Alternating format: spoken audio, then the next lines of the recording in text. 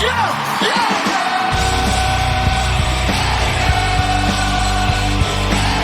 Yeah, yeah, we start to play. Steelers by the lake, with a word to say. James Strong, Cody Tanner, host on the mic. About to dive in deep, keep it live, that's right.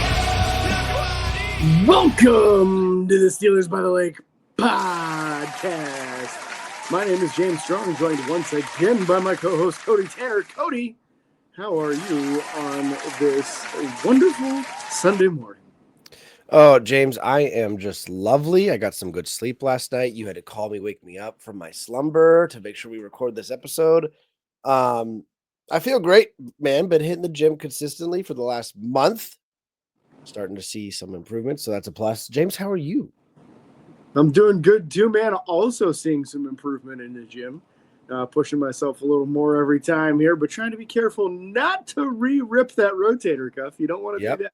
Don't do that. They need you at work. They need you at work. I know because I saw you this week at work like twice. It was crazy.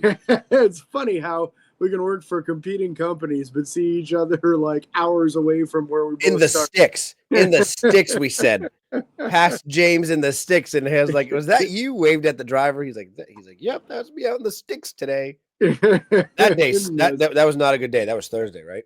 Yeah, that route that I was covering for somebody who's on vacation was not a good time. It was a mess. Speaking of what else is a mess, James, Ravens offseason is going terrible. Boy, is it ever. We got Deshaun Tucker over there really getting out of control. Justin Tucker. Now we kind of, it was very out of character this last season for Justin Tucker to be so inaccurate. Yep. And a lot of times people talk about a kicker and it being more mental than it is physical.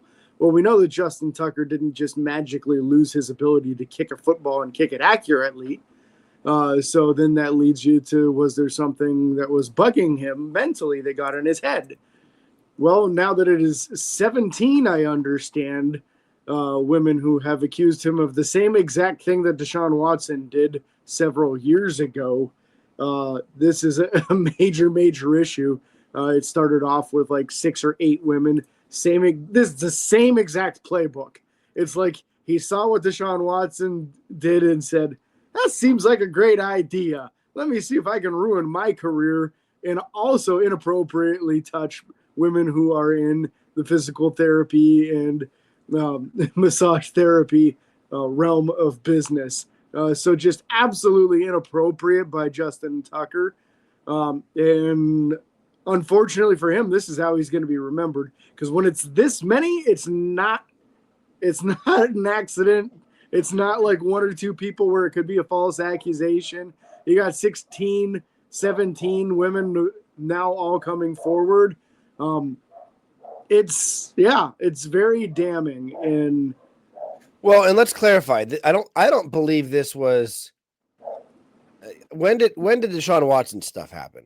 I don't remember. 4 or 5 years ago. Okay, well, the first thing with Justin Tucker happened apparently in 2015 or somewhere near that area.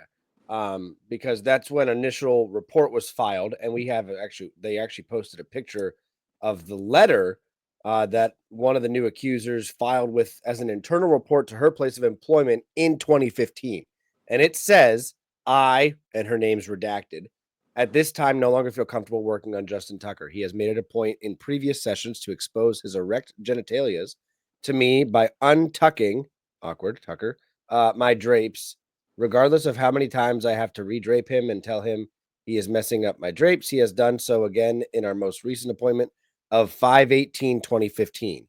Additionally, in his most recent appointment, he made it a point to run his fingers along my inner thigh, even after abruptly moving away from him, moving his arm back on the table and asking him if he would like to pull his arm down on the side of the table. He had ignored me. He did this to me twice. This happened at the end of the session as I was closing it out, so the session ended anyways. This put me in a very compromising and uncomfortable situation. Upon cleaning up his sheets afterward, there was a large spot of ejaculation on my bottom sheet, right where his genitalias would have been laying on the table. As a professional in this field, it has been reported that Justin Tucker upholds a reputation of exposing himself amongst therapists in the past and with past therapists I have worked with. I understand that Justin Tucker is an important client to the QG, but as an employee of the QG who has tolerated the previous interactions with him, I no longer feel safe or comfortable working with him. So what this is telling me is there's probably at least a handful of guys in the NFL that probably do this. And because they're so high quality clients that people are typically like, hey, like, we won't put you with him again, but let's just not say anything. Like he's a good client. He brings a lot of attention. Like, so unfortunately, that's how business rolls. But since 2015, this has been a thing. Wow. So he's been doing this basically his entire NFL career. Yep. What a scumbag. Yeah. Yeah. Scumbag Sunday. That's what it's going to be now. Scumbag Sunday when we play the Ratbirds. Oh, man. So, yes, you said now 17 charges. I haven't seen. It still says 16 for me, but yeah, the last number I saw was 16, and then I was watching yesterday Mitch and Philly halftime, and they were talking that a 17th one had come forward. So, yeah, that's just the way that works, though, because people, like, I hear a lot of people be skeptical, especially during the Deshaun Watson thing, and really criticizing the women that were involved.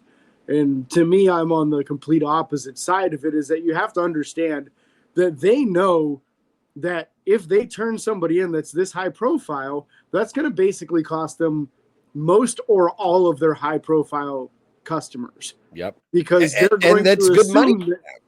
They're going to assume that it's a false accusation and that they're going to be the next target. So they're going to stop coming to them and they're going to go to somebody else. And they know it's going to cost them business. And that's why they're in such an awful position when someone does this to them, because it's either report them and potentially lose an enormous amount of their business and gain a reputation for possibly being, some kind of person who's making a false report, even though they're clearly making a true report, or put up with sexual assault. Like, those are their options: ruin their business or put up with sexual assault. We gotta respect women better than that, man. That's awful. That's awful to put them in that kind of position. Yep. Yeah, it's not a good time. By any means, it's not a good example of what it means to be, quite frankly, a man. We talked about this with Deshaun Watson. Forget the football field. Men are supposed to be protectors of women, and this is not that. And this is very frustrating to watch and experience. So you got to hate it. You got to wonder what the heck happens. There's so many things that happen in this messed up world that we'll never know all of it. But you hate when you see someone who has this high profile career and makes all this money and does all these great things for the city of Baltimore. And then turns out that he's a perv and whatever else. And so I don't even want to. We'll talk about it as it's a developing story for the NFL and technically the Steelers with being a division rival. But man, it ticks me the frick off. Yeah. As it should. Yeah. In other news, same thing with the Baltimore Ravens. Another guy. What? Speaking of protectors. Ooh. Offensive line, the protectors of the quarterback, and starting guard Ben Cleveland for the Baltimore Ravens just got slammed down in Georgia for a DUI, and not just a regular one, but a .178, which is over double the legal limit. Georgia being, of course, the university that he went to college at, so he was going back home partying with the boys probably, and did not arrange for transportation for himself afterwards, or stay at the venue wherever he was, whatever. Bad plan, and it's going to cost him most likely with at least a 2 or 4 game suspension. Yep. Yeah. Don't do it. Not a good time.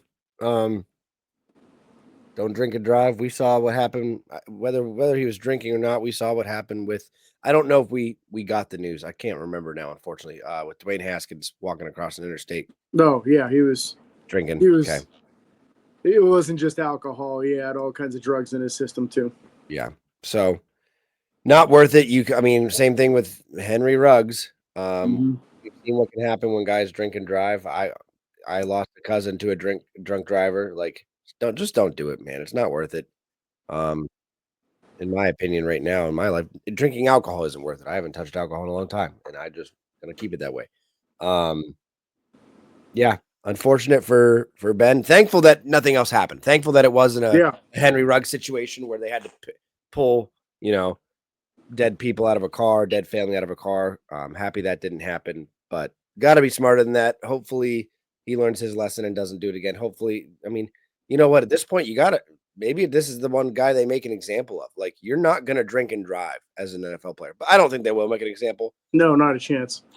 I wish they would, hit him with a 8-game suspension, make him miss half the season. Mm-hmm. I don't know. At some point, it's got to break, especially after the Henry Ruggs situation. Like, yeah, I mean, Baltimore, this is the same team that had a wide receiver, Dante Stallworth, I think was his name, where he literally ran someone over and killed them with a vehicle and got like a 6-game suspension. And that was it. That's crazy. Now, he called the cops on himself, stayed there, tried to resuscitate the guy, all that. But, like, regardless, you killed a guy. Yeah. Like, yeah, so Baltimore's been known for getting very, very light punishments versus what other people get. Yeah. Yeah, very, very, very unfortunate. We're going to take a minute and talk about our sponsors, James. Yes. So, real quick, Edinburgh Hotel Bar is one of our sponsors. Support for Steelers by the Lake podcast is provided in part by the Edinburgh Hotel Bar at 100 Meadville Street in downtown Edinburgh, offering a variety of lunch and dinner items every day, plus catering services and a large room for private parties. That private party room also has 2 pool tables and like a 65-inch TV. Information can be found at 814-734-5103 or at edinburghhotelbar.com. Great place to go, hang out. If you want them to cater, that's where I had some events in the past have been held there. James has been a part of a few of those. So good times, and we enjoy going there and watching the Steelers game. It is a small town Steelers bar. A lot of Steelers memorabilia, signed memorabilia laying around. Very good time. James, let's talk salary cap for a minute. Yeah, talking about good times. It's always a good time when you find out you have more money than you thought you had. So that's exactly what just happened to NFL teams, as the expected salary cap was predicted to be about $272.5 million. They are now saying that is more likely to be between 277 and 281. Very big increase, going up an extra $5 to $9 million. We'll find out exactly what it is in the next couple of weeks here. But that just puts some extra money in Pittsburgh's pocket with free agency impending in a couple of weeks here. That's just a tremendous thing. Gives them the ability for maybe one more decent quality starter or throw a little bit more money at a better quality wide receiver or quarterback or whatever they decide to pursue in free agency. Yeah. But I think this is an absolutely tremendous thing for Pittsburgh, especially because that puts them in a situation now where they're about $60 million under the salary cap. So you got some real serious money to play with to go bring in some high-quality football players and help round this team out to make a serious push this upcoming season. Yeah, there's a lot of options that you can do with that extra. That being said, I wonder, James, I think one of these episodes here shortly, we should have a breakdown of the free agents that we'd want to target and go over that. But there's a lot of things to look into. One free agent, James, they already signed. Steelers did sign tight end Donald Parham Jr. to 1-year deal.